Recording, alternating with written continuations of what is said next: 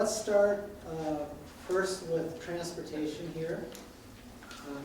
You'll notice it's green on the sheet, which means we are recommending reducing the transportation costs of our current district-owned transportation by an amount of approximately $700,000. Now, we think this makes sense. If we can get to 700,000, we're not there, but it looks like a reasonable figure. We've worked, as you know, with the bus drivers. We value the good work they do. Many of them are longtime employees. Most of them are district residents. We could save more money by contracting out, and even the $700,000, much of that would be additional savings that could be added on to the approximately $1 million for contracting out. There are some advantages to having in-house transportation, I believe, particularly if the emergency situation comes up, probably the response is quicker. So that is our recommendation, is we have identified some things with the transportation department.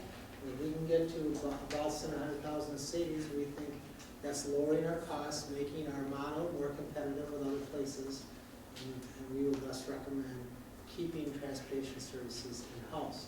I think at this point, Jeff wants to share. You asked him to get some information. I know he's provided some of that. I think he's brought some additional information for the meeting tonight, so I'll give him a chance to share that. Yeah, let me stand around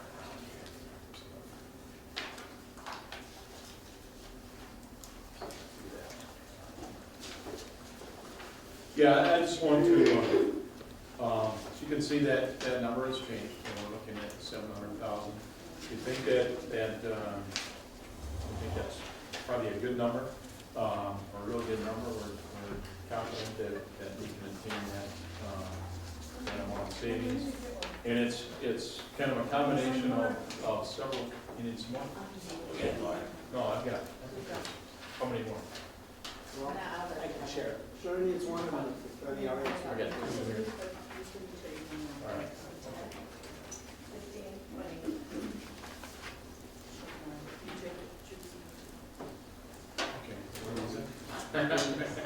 Okay, we're looking at, it's a combination of several things, and I think the last time we were in a work session, we talked about working with our transportation department and just looking at different ways we can create some efficiencies. And we looked at about 8 different, you can just call them modeling scenarios, different ways we could do things.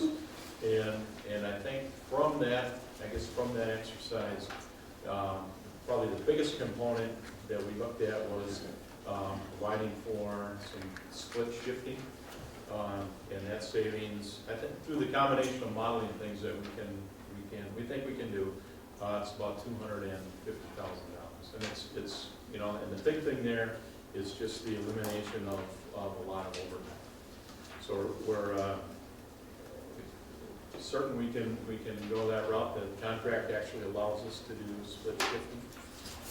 So we're confident in that number. And the other thing we've just done lately is we've looked at some more efficiencies.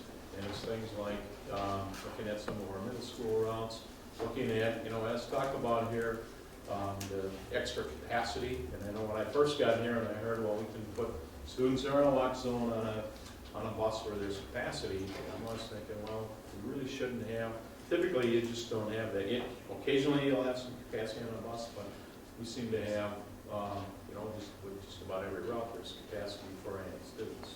So it's just kind of tightening up the routes, and obviously that probably can take off some of the buses on an annual basis. So we looked at some of that capacity issues, some other routing efficiencies, and that generates about 300, and I want to say on the conservative side, 350,000. And then again, we're in contract negotiations, and we're looking at some things in that setting as well. So we think that 700,000 is attainable, something that we can do, and we can see that that kind of savings on an annual basis. So Jeff, I want to be clear on what we're looking at here. If we're putting more students on our buses, similar to what most other districts do, And that means there will not be the opportunity for ineligible riders to just jump on a bus which we have going on to a large degree in this district and has been going on for a long time. How can we ensure that doesn't happen, especially at the elementary level, it seems like there's a huge pattern of that happening. How do we ensure that doesn't happen? I mean, are we think talking like bus pass, like requiring them to show their bus pass, or? Well, that would be part of it, because we also need to know who's on our buses, but it's more, I think it's more upfront planning when you're actually doing the routing, and you're gonna fill those buses up, not to 100% capacity, but you're gonna route them at a higher capacity percent, maybe it's 80%, 85%, just for running through the neighborhoods running the route where you have eligible students. And I think that we have been at a much lower percentage basis in looking at capacity.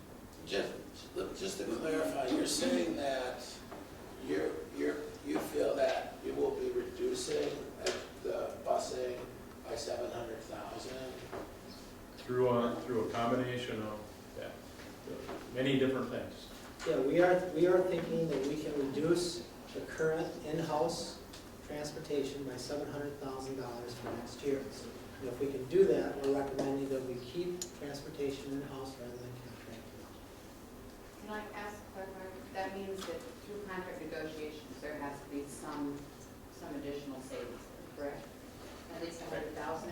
Unless we identify something else, but we really are not here to talk about contract negotiations.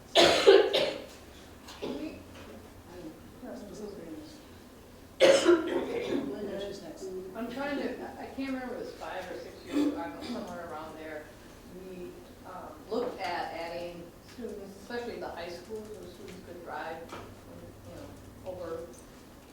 overdoing our bus, overdoing the capacity of the buses. Right.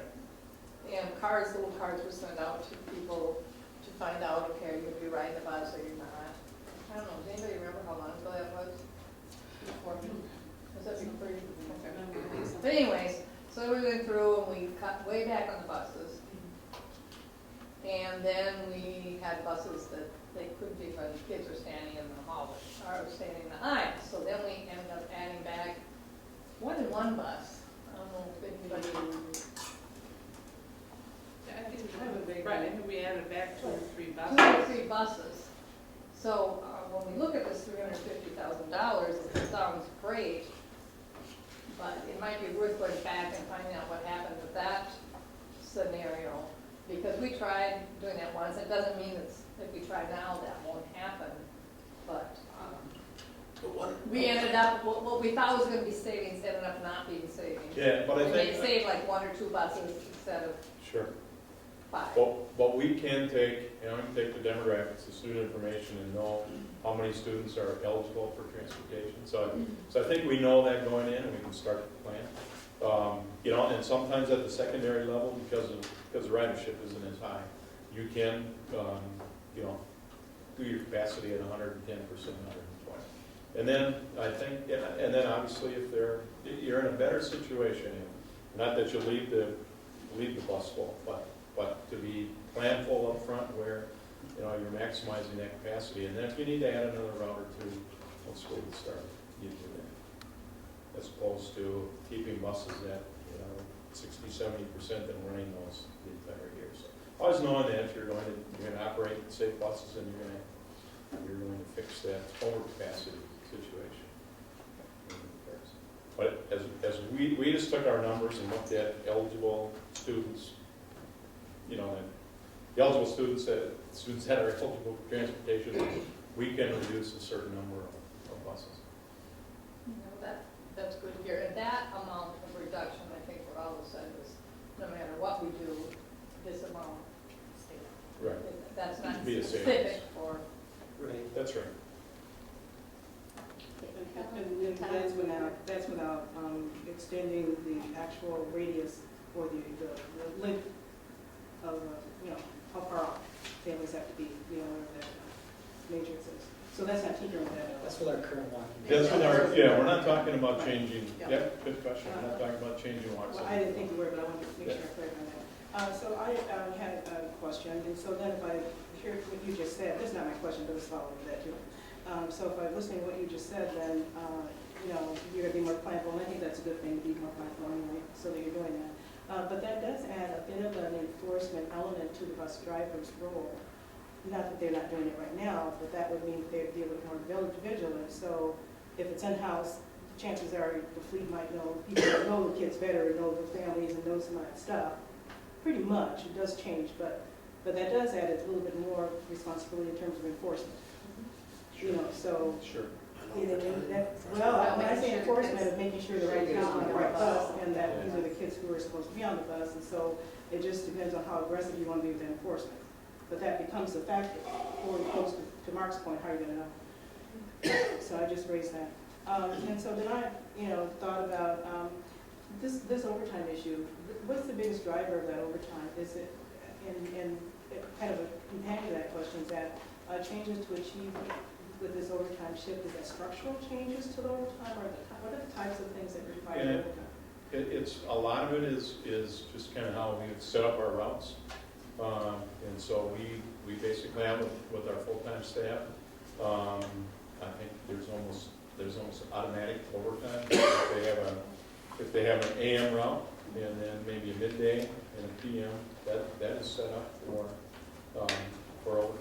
Right? It runs over. Just So structurally. it's kind of just changing the structure of our routes. So you're more likely to hit the target if you restructure. I mean, really, if it's a structural thing, you're more likely to hit that target than Right. something else. Right, yeah. But I think Jeff mentioned earlier, one of the things we're looking at is a split shift, and that will help eliminate some of that overtime automatically because of the way the structure of the model of the transportation routes will be set up. Mhm.